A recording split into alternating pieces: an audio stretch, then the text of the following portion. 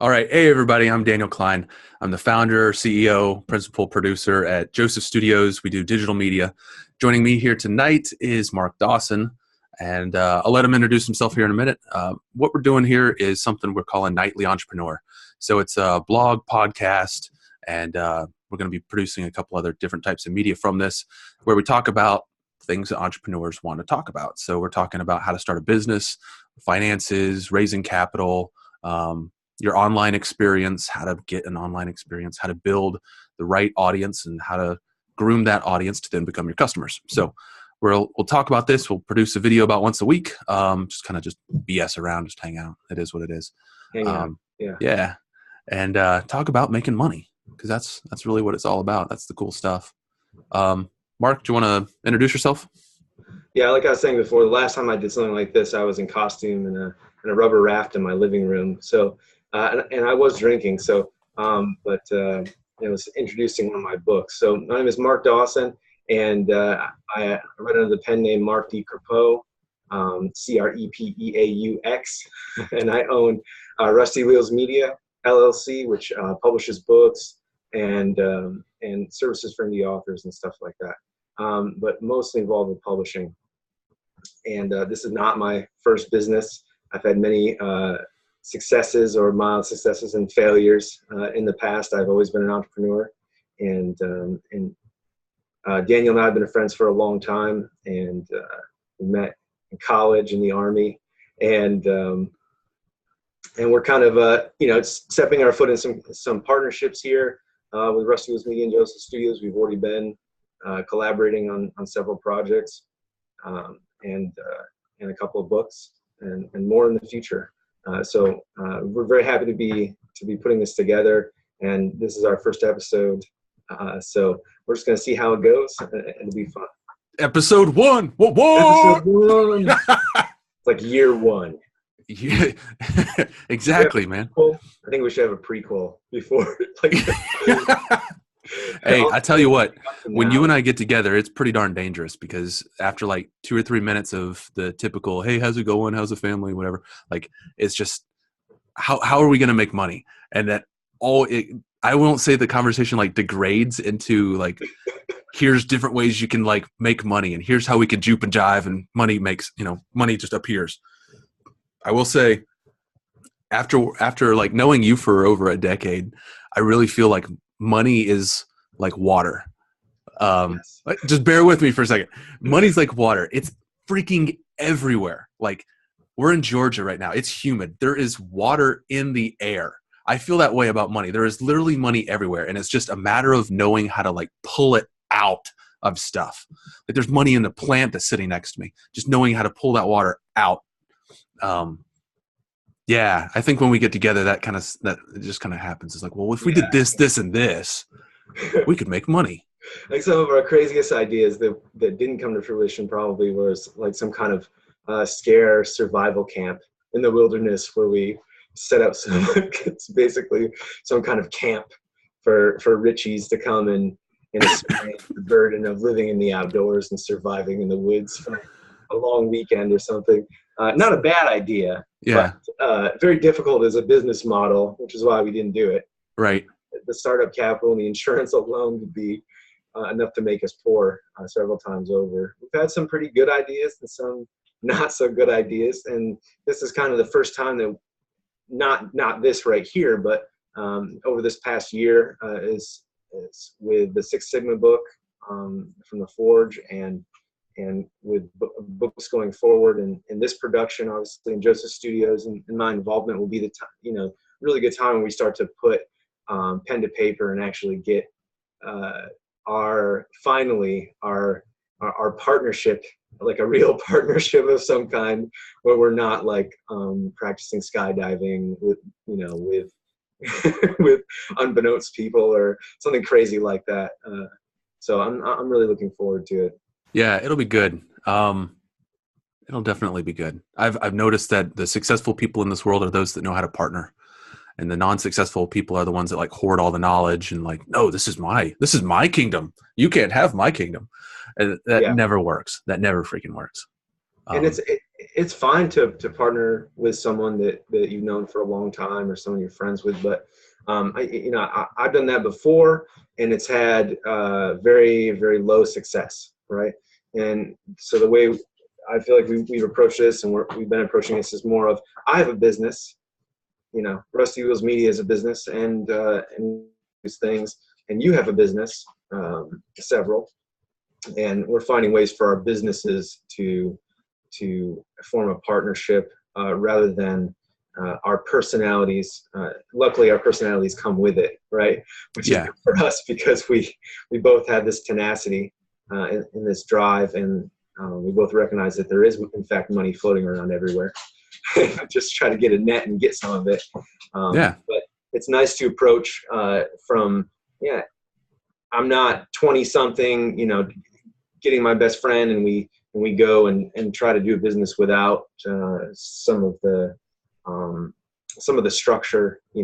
When you get involved with someone on a personal level and you conduct business, it can lead to some chaos and it can get nasty quick.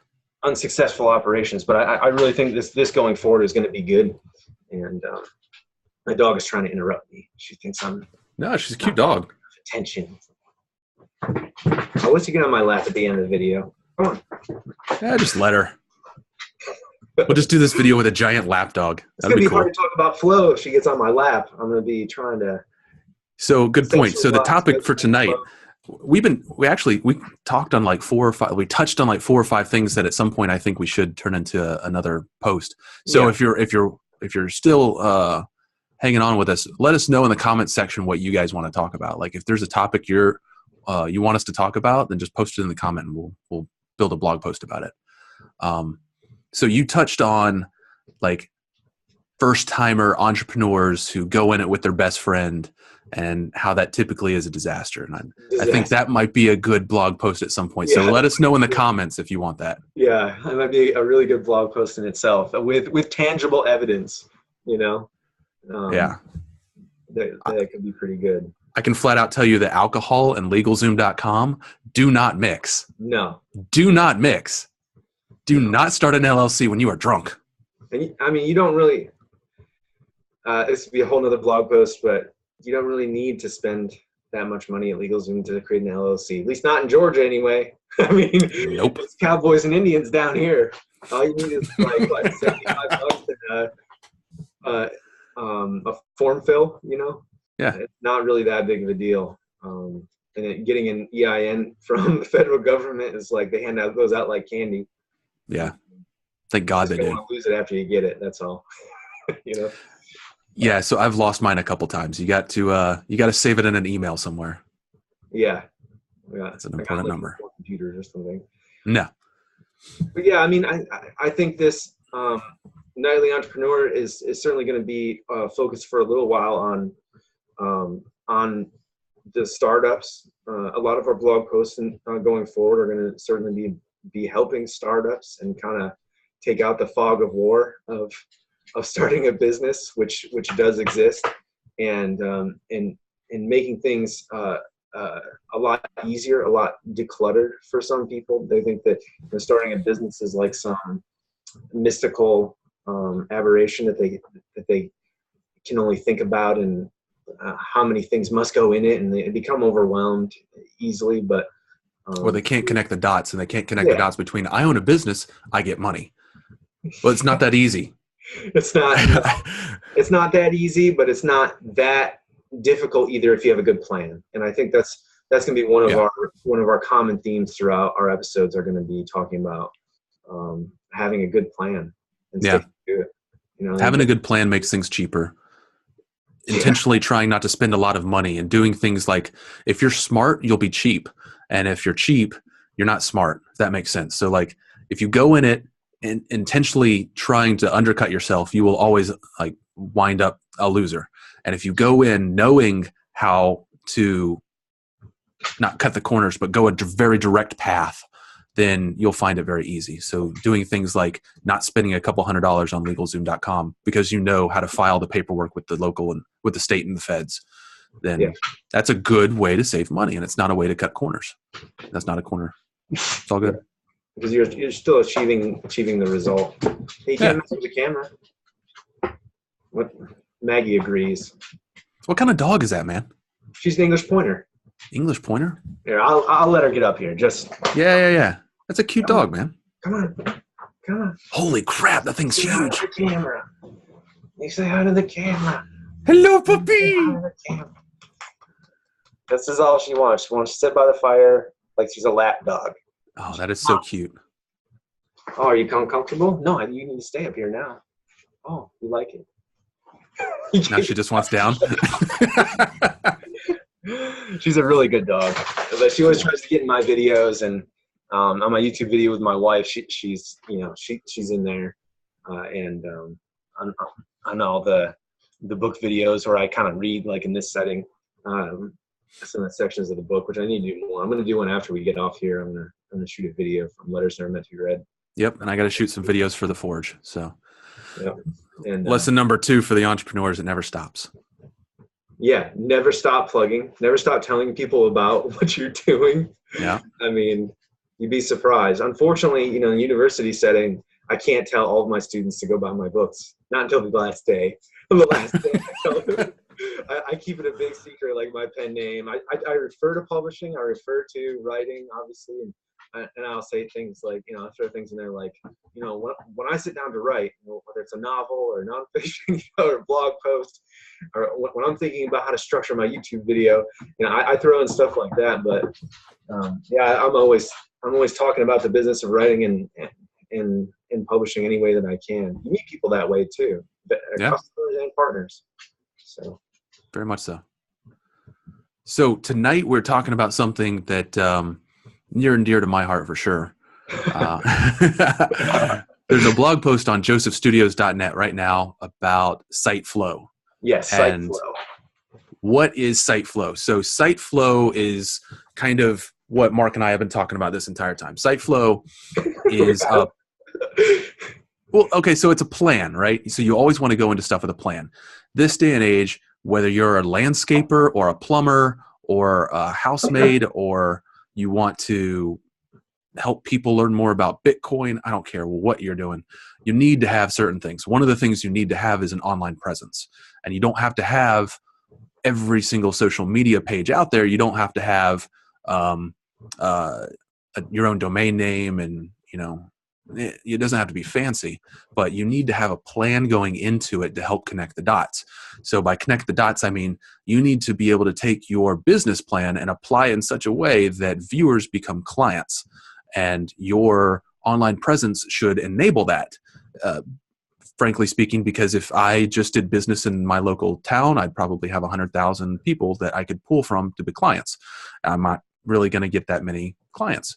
But if I have an online presence, now I'm competing with billions of people, or I'm displaying my content to billions of people, and that's something that's much more powerful and meaningful. So no matter what you do, even if it's gardening, landscaping that you think would be a local endeavor, it doesn't have to be a local endeavor. And you can still sell things related to your landscape or whatever business to folks in China or to folks in Canada or Mexico. You don't have to do local stuff. So we can help you identify what types of online or digital products that you can sell. Just ping us either in the comments or direct message us or send us an email at josephstudios.net and we can hook you up with that kind of stuff. So SiteFlow. SiteFlow is the plan of action to make sure that those dots get connected. And before you go to any graphic designer, before you go to any marketer whatsoever, it really ticks me off when your marketers go, well, what kind of color palette do you like? Or what kind of logo do you want? Oh my God. It just makes me want to just. Yeah, I think one of the biggest mistakes that I've made in hiring graphic designers and hiring website designers is not understanding that I should know exactly point click, at least to some degree, of what the structure of my website, what I want it to be. Do I want it to be like a one pager with a simple menu and sleek graphics, or do I want it to have multiple pages where someone just gets into the deep and just can explore all around my site? I mean, there's equal value in all kinds of website designs. It really depends on what you're doing. It depends on what you want too. What you want, if you're online present, that's your introduction to the world, basically. If you're out there on the web, just like you said, and it's also can distinguish you from a competition. If I want to hire a service or I want to buy a product, and it's too difficult to navigate through this site to find out where I can buy said service, if I've made like a 50% decision, like I need this service or product, and I've determined like this is where I can get it. I found it through Google search or social media or something, and I go to that site, like I'm already halfway committed to buying that service or product. But if you make your site so complicated that I can't even figure out how to order it, or I can't get that last half of information that I need to confirm that this is where I should be, you lose my business entirely. It's really important to understand what you want your site to be, and to make sure it's not just about what you want your site to be, but you have to make sure that your customer can actually use the site and not get lost or get frustrated, and just how easy is it to just close a tab, on your phone or computer and be like, oh, I'll search again later. I still need the service or product, and now I'm kind of mad. Yeah, that's the best case scenario is they close your tab, but they don't have negative feelings about you. And the worst or most likely scenario is they feel a certain way, and 3-4 years later they still feel a certain way. Yeah. But even when you're talking about like color palette, when you get to that eventually, or logo, what really should come into play is not what you want. It's like Joe Dirt said, it's not about you. It's about the consumer. It's about the people you're trying to target and talk to. And you don't want to have a logo that confuses the right person, because that right person is the one that's going to be giving you business. Or a color scheme and logo combination with the font that looks unprofessional. I mean, and just like a kind of janky 1998 like website design, like it's just kind of clunky. I mean, it works for some brands, but those brands have been around longer, and maybe they have better word of mouth, and the website doesn't really direct traffic, or that's their shtick. But for the most part, like you need to have a professional looking website, and you don't have to spend $1 million to get something professional, but you have to have at least an expert work on it to make sure that it's what the customer is going to want, not just what you want. What you want could be old fashioned, it could be outdated. It could be you could want a 13, 14 page, huge monstrous thing that in order to get whatever product or service someone is looking for, they have to click through 4 or 5 pages. Each page that they have to click through is a reduction in the percentage chance that they're going to order your product or service. Yeah, it absolutely is. So there's a couple ways to find out about what your customers want or who your customers are. And you can send some feelers around. Mark, in the past, I've done some surveys with SurveyMonkey, and I've paid SurveyMonkey a little bit of money and gotten results from folks. So like when I found out that ForgeProgress.com was getting a ton of traffic from India, of all places, the first thing I did was I was like, who are these people? And, what do they like? What do they want? I went to SurveyMonkey.com and I paid for responses. And I'm like, okay, so, what are you looking to achieve? How much are you willing to pay? What are the most important things to you? That kind of stuff. So I could better understand, who is visiting my page? What is their culture? What do they value?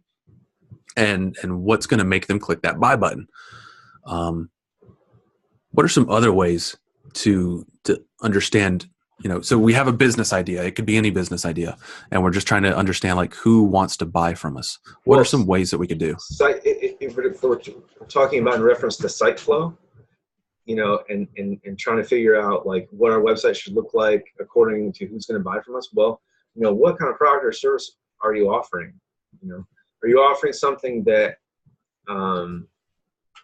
that is standalone, where you're offering a service that has maybe a couple add-ons, but this is all you do, this is what you specialize in, then your website should be pretty, your user is going to be looking for that and that alone. Like, for example, a couple weeks ago, I'm looking for a new editor, right? Do I want to sift through pages and pages to figure out what your parameters are, what your cost is, what I'm getting for that money, what your turnaround time is? Like, it should just all be readily available, okay? Unless you offer like a bunch of other services, which, certainly companies could. But as a customer, a few weeks ago, like, my editor canceled on me, right? And some things came up, so I'm looking for an editor for a manuscript, and I'm looking around, and I realize, I don't like looking for an editor. And one of the things that I don't like about it is that all the websites are so different, and I have to sift through. So me as a customer is looking. I'm not looking for a quick fix, right? I want to know exactly what's going on with your company before I turn over my manuscript and maybe $1,000, right? So Mm-hmm. I want to know that this is a legit service, but I also don't want to be bombarded with so much information. I want to get to the facts. I also want to know what price range are you in? Are you out of my price range? Like, I need to know that right away too, to see if I even want to use you. And then obviously along the way, like, I'm getting an impression of what the site is. Like, is a professional site? Are there typos, and you're offering editing service like on your site? Like, really? Huh? Are you sure? Are you sure that's what you're doing? Stuff like that. I mean, and so it depends on who your audience is. If your audience is buying, if you're cultivating plants at home and your audience is buying seeds from you, or you're doing a nursery and they're buying baby plants and you're sending them out via mail and all that stuff, what do they like to see? What kind of color scheme does someone who's interested in buying plants from you want to see? They probably want to see greens, and they probably want to see earth tones, and they probably want to see some good pictures of strong, healthy plants. So you want to have those. Too complicated, right? Yeah. It depends on who your target audience is, and what you think their tolerance is for weeding through to find the product or service that they want. Some customers, depending on what you're offering, they want more information. Mm-hmm. They want to go to the 12th page and they think this is the greatest thing ever, and you'll get that. But certainly these days you can't talk about the site flow without having a blog attached to your site, because it's now an augment. It's now another appendage to your website. It's another way for the Google robots to find you. It's another way to provide free content for your customers. It's another way to market and find new customers via email, email reminders, and just providing that content for your customers. So, does your audience want a blog? Are they going to geek out on it? Are they going to read all your blog posts in one sitting? Is that the kind of audience you have? I mean, in certain industries and certain services, certainly they're going to want to know everything you know. They're going to check out all your YouTube videos and stuff, and then they're going to buy from you like forever. Yeah. So you got to see what your target audience is really important when it comes to stuff. And if you're just starting out and you don't really know what your target audience wants, you have a dream. Let's say you're a dreamer. And I'm glad you're a dreamer. We are too. Hi, my name's Daniel. I'm a dreamer. Yes. It's my first week here. If you don't know what to look for, then I recommend you Google search your competitors. And I highly recommend you understand what your competitors are doing from a perspective of site flow. So you pretend to be a client of your competitors. Go to your competitors and search through their website and see how you flow through their website. Get your significant other or some of your friends to do the same thing and kind of map out how they flow through your competitor's website. Contact your competitors and find out how they engage with you a little bit and what other types of things they do to draw you in as a potential client, and then mimic that. So if you are trying to get established in the industry and you're trying to get a leg up and you're trying to understand your place and things, and you just want kind of the answers laid out in front of you, that's a good way to do it, is just do competitive analysis and find out what your competitors are doing. Oh, and yeah. then mimic that. just today, I Twitter, someone followed me, not someone, a company, a publisher in the UK followed me, and I noticed, they've got 60,000 followers or something, much more than me, and I saw some a brief blurb about what they offer, and I went to their website just to check it out, right? And they brag about being a publisher that works with indie authors too. Okay, and that's like part of their shtick, right? And they've been around for not 2 years, but not 30 either. Mm. Right? So they've been around in the teens of years, and so I'm like, okay, well, yeah, I'm gonna check out this website. And immediately I started doing an analysis on not just for competition, but maybe I want to use them. Oh, they have author services too. It was prominent in their menu. That not only do they publish your work as a partner in publishing for indie authors, but they also have author services like marketing and stuff like that. In this case, though, when it came to me reading about, and they had way too much information. It's TMI, guys, because when it came to their publishing and the way that they structure and the way they work with authors, and when it came to submit your manuscript here, that area, that button, okay, they offer too much information because there was too many red flags for me. As I'm trying to think of my target audience, which is an indie author who wants a partner in publishing their book to make sure everything is for quality control, or just they don't want to deal with it. They just want to write books and have somebody that's going to make sure that they produce a quality product. So I'm looking at it as the writer. Like, I'm looking at it as the writer in me, and what they were saying and what was listed in their fine print was too much. There was too many paragraphs, too many words, and maybe I would have worked with them and maybe it would have been fine, right? I mean, hypothetically, if I was an author, right? But they threw up some red flags in some of their legal jargon and some of their talk. And this is before I've had a chance to even engage or sign up for a newsletter. They're offering so much information about how they operate their business that me as a consumer, I don't necessarily want to know. I don't want to read all the fine print yet. Let's interact first. So sometimes, simple is better.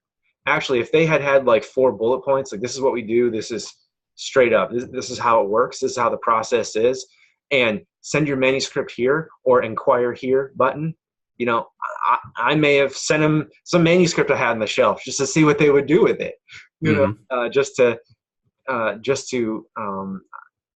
do a comparison or something, just to see what their process is, see what their turnaround time is. But they have way too much information. A lot of times people try to put, oh, I don't want to forget to put this, I don't want to forget to put that. And your site flow has to be where the engagement, them pushing the buy button, them pushing sign up for newsletter button, them going to your author website on Amazon to purchase, or whatever you're trying to do.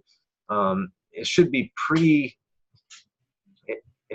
easy for the consumer just to go do that, right? I mean, it shouldn't be too complicated. Yeah, 100%. And it shouldn't be like a marriage level commitment either. So you shouldn't have to read through documents and documents. You shouldn't have to feel like you're cutting off your hand and handing it over, and with your other hand, obviously. And you shouldn't put people in that kind of position, especially first off. It's like, yes, I will consult with you. I have a few questions for you, man. Yeah, go for it. Based on the blog post. So, we're talking about that point of engagement. Let's say you're selling a product, right? Is it better to use, let's say at the point of sale, just for example? I know we kind of, we come into this thing and talk about how important site flow is, but the most important part is making money, right? Yeah. That point of sale. Let's say you made your website pretty simple. You got either product or service that's simple to understand, and you thought about how you want your website to be structured, how you want it to go. And when you get to that point of sale, like, is it good to have internal or sort of internal credit card processing, or is it good to use, to see that PayPal symbol? Is it good for them to open? Because I noticed that in the blog post, opening whether PayPal opens separately. I wanted to ask you, like, how important is that? So this day and age, it's pretty simple to integrate into something like Stripe or PayPal. And I have never purchased something from a website. Never. I haven't in the last 5 years. I haven't ever. Right. So there was a day and an age where credit card payment processing happened by entering in like a form field and then clicking a submit button, and it would process in a day or two. Those days obviously gone. And then there was the days where you had, kind of integrated payment systems, but it wasn't anything secure. And then they started having all these verification labels and icons, and those days are gone, right? WordPress, Wix, I know for a fact both of those have PayPal plugins. I know for a fact WordPress has Stripe, and I'm pretty darn sure Wix does too. There's no excuse if you have a web product to not use something that's payment card PCI compliant. There's no excuse for not using an industry standard like PayPal or Stripe or something like that. And so I won't go to a website and enter in my credit card information for anybody that doesn't use PayPal or Stripe. It's simple. It's straightforward. You click a button. Yes, it does launch in another window. You enter your information, and then you go back to the main page. Processing's taken care of. Most of the applications that you want to use on your website for, like, if you have online courses or if you have an online shop, WooCommerce, PayPal, Stripe, all of those are fantastic, very secure solutions that are well known. And I would not go anything else besides an industry standard at that level. Yeah, and as a consumer anyway, it's easier for me to pay with PayPal. Like I don't remember any passwords or whatever. Yeah. If I'm on my phone, like it's already there, and I might already have money in it, right? So it's a lot easier for me to be like, oh well, I've gotten, for business to business especially, it's like, well, I've gotten these goods or services from PayPal, and I have, and this is a working business account. I mean, that's how I use it. And if I'm going to order a product or service from another author or from, and it adds some peace of mind. Obviously, it's like I know that there is some protection there too, not just from fraud, but if I'm not happy with this, there's another backstop there. As a consumer, like PayPal will ensure that I get my money back. I get it. Yeah. There's another referee on the field. So about a month ago, I hired a marketing team. So I run a marketing business. I hired a marketing team. Why? Because who cuts the hair of the barber kind of situations happen.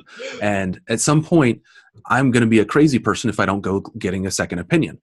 So I went and I hired these folks at like $1,500 to get a second opinion for one of my clients. So I'm now investing in my client to make sure they get the best product.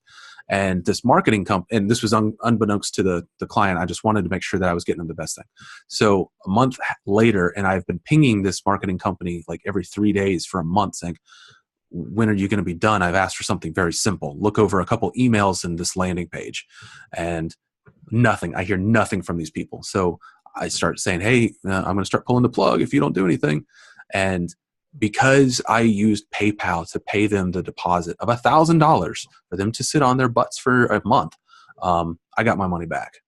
And I called up PayPal and said, listen, these guys didn't produce. I want my money back. Yeah. I said, okay, click, $1,000 back in my account. Yeah, too easy.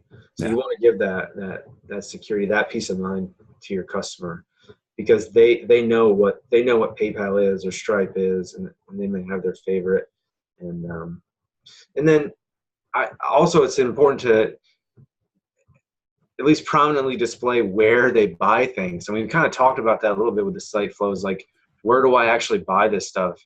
So many sites I've gone to, like especially with authors, they'll have a good blog or something, and maybe it's you're not necessarily looking for, if you're going to an author's website, you might be looking for something kind of hokey or like just very simple, and not something with flashing, banners and all this stuff all over the place. That's really not, if you're going to an author's website, that's really not what you're looking for anyway. But so many authors go like really hardcore with that. And it's like, hey, I went to your website and I like your blog. Where do I buy your books, dude?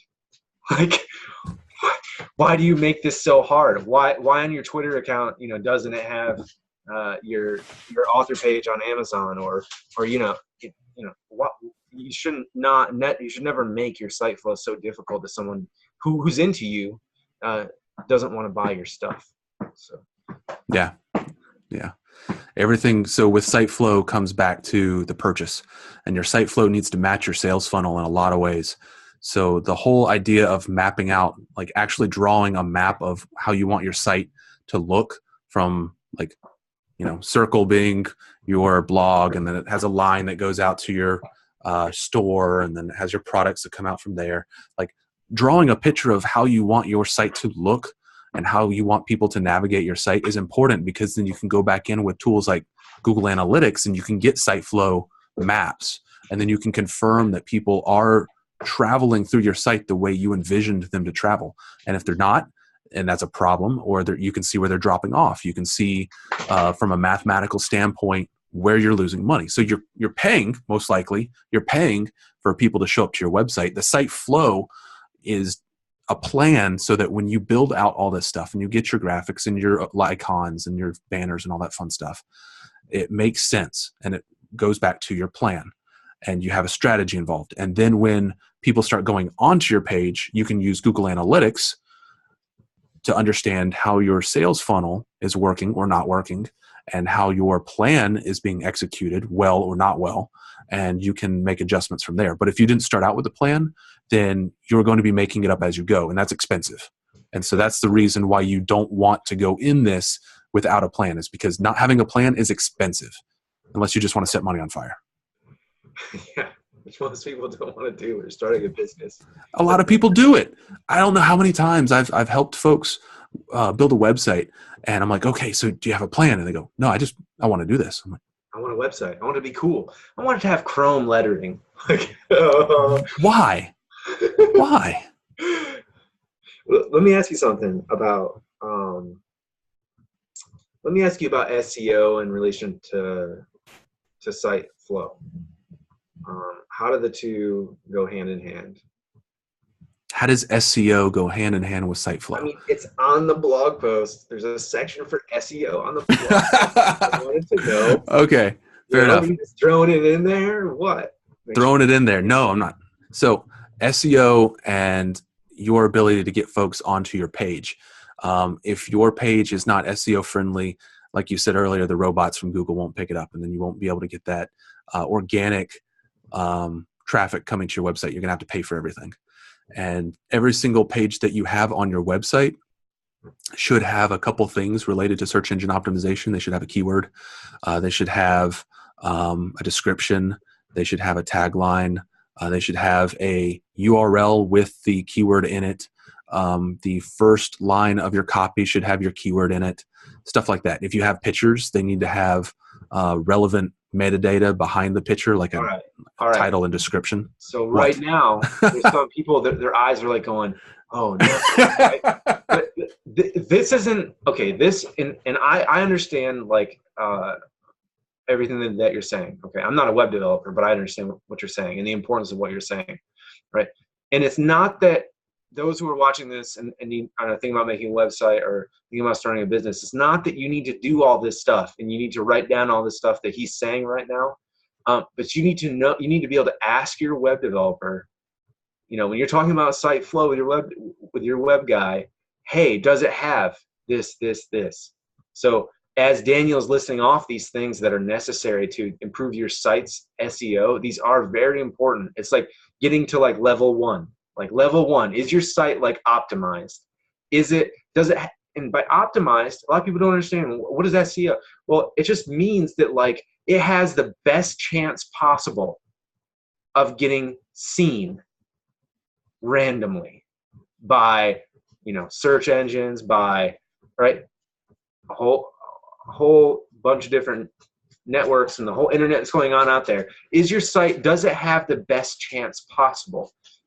And if you don't have some of these key things that Daniel's listing off, you could have the best website ever that looks the coolest and has the best Chrome lettering you could ever imagine, right? But you don't have the best chance possible. So just as you listen to Daniel list these things off that are important, he's saying it from a web developer's perspective.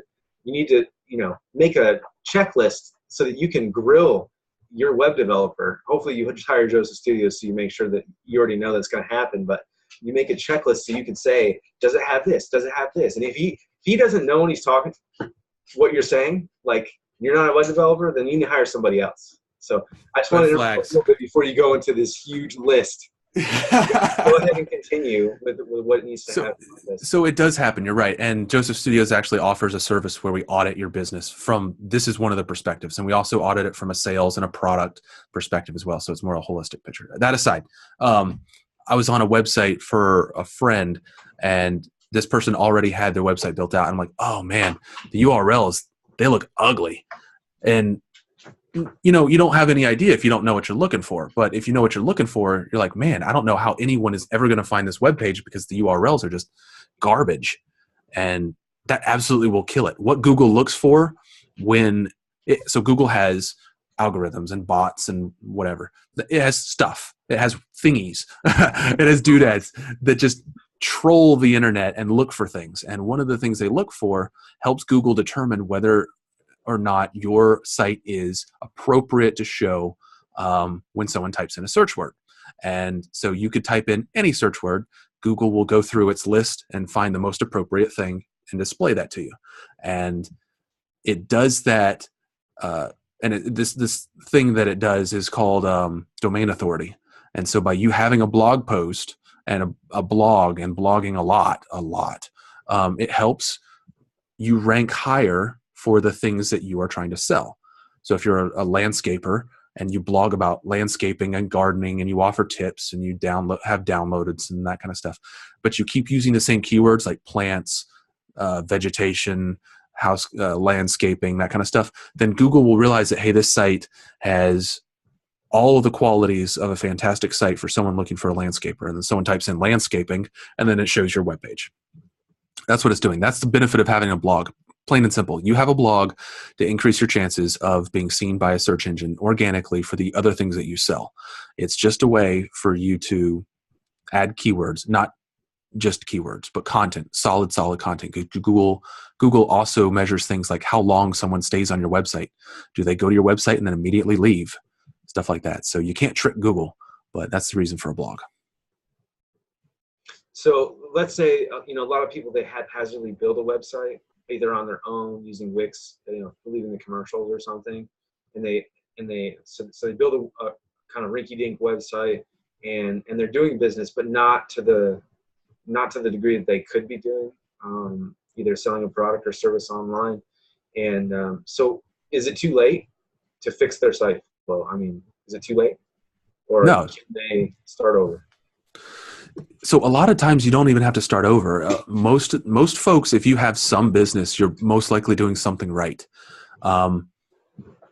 It's kind of like your business is an engine, like a car engine, and it's going to want to work. There could be a spark plug that is broken, or you could be getting too much gas in a valve or something like that, and it's going to not work well as a result of that breakage, but it's still going to want to work. It's a machine. That's what they do. And your business is a machine, and it's going to want to work. You're going to have some clients at some point if it's working at all. And a lot of the folks that we come in and help, it's working, not well, but it's working. And you don't need to rebuild something from the ground up if it's already working. You just need to tweak little things here and there, and then the whole thing will start working more effectively. And then you can scale. But no, you don't have to rebuild everything. You don't have to rebuild it from the ground up. It's hiring someone who knows the points to mash and the buttons to press to bring it up back and get it into the healthy zone. Yeah. All right. Well, site flow is important. That's what I get out of this. Yeah. Site flow is important. Site flow is important. Yeah. I mean, it sounds more complicated than it is. It's just, you have to think about what your website's going to be. It'll save you a lot of money. For sure. It'll get Amen. you more money if you can do it right. You make your website user friendly. So what did we talk about? We talked about having a plan and how having plans helps save you money. and how doing things in a way that saves you money is a good thing. We talked about thinking about your customers. What do they want to see? What do they want to experience? We talked about copying your competition if you don't have an idea. We talked about using SurveyMonkey. If you want a quick hit, I don't know what my audience wants, let me figure it out. What can they afford? Let me figure it out, that kind of stuff.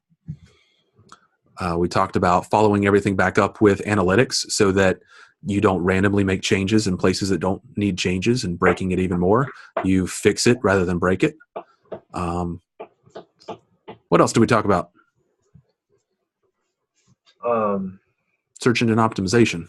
Yeah, tying in the search engine optimization to site flow and figuring out how to have the best possible chance to be seen on the web. I mean, then we could do a whole thing about SEO in general. It's so yeah, I probably should at some point. Let us know in the comments what you want to talk about. Yeah, let us know in the comments what you want us to touch on. I mean, this thing is going to be kind of like a runaway train after a while. We are going to focus on the website design, I believe, like over the next 5 weeks or so, right? Yeah, we'll probably start with website design and how to like minimize your upfront costs, because that's really where people start, and that's where they pilot kind of ideas is on the web, because you get the most exposure. Yeah. Then we're going to go some of the kind of back to basics, you know, from concept to an actual plan to, you know, concept or idea to an actual business plan to actually getting your first customer. So we're going to go do that stuff. But yeah, I mean, us starting with the website design is really important, just because I think it's something that not everybody wants to know about, but you don't have to be an expert.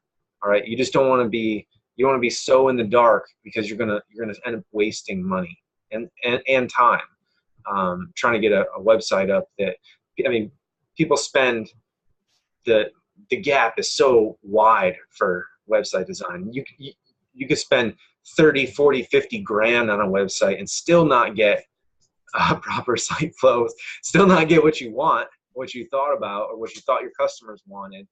And meanwhile, you know, you're starting out your business already way in the red, you know. Mm-hmm. Save yourself a lot of money just by knowing it just a little bit enough to be dangerous. You know, just enough to be dangerous so that you know what you're talking about when you order a product or a service from a web developer like Joseph Studios. Haha, shameless plug. Hashtag shameless plug. But seriously, yeah. I will tell you that the cheapest I've found somebody getting out of building a website, so like WordPress license, a template, a couple stock photos, and then hosting services and domain registration. It's probably going to run you about $350, like in and out. And then you have all these like these people who proclaim to have free this and free that and X, Y, and Z. They will get their money. I rest assure you, they will get their money. It might be free, but it has zero functionality, and you're a month into it and you've put all this time and effort into it, and you realize, oh my God, I have no this, you need this, and which fits our such and such package perfectly, which costs $129. You know? Yes. Oh, you want people to be able to like pay you on this website? Oh, like that. Oh, that fits our other package. That costs $300. Oh yeah. We gave you a free website, but it doesn't do anything. Like, not really. It's right. Like a postcard. Here's a postcard for your business. Pretty much. And even then, it's a postcard that shares a server and all this other crap, and so it takes like 30 seconds to load. Yeah. Yeah. Don't get tricked into being cheap. Like we said before, if you think you're getting it cheap and you haven't done this before, you're probably not getting it for cheap.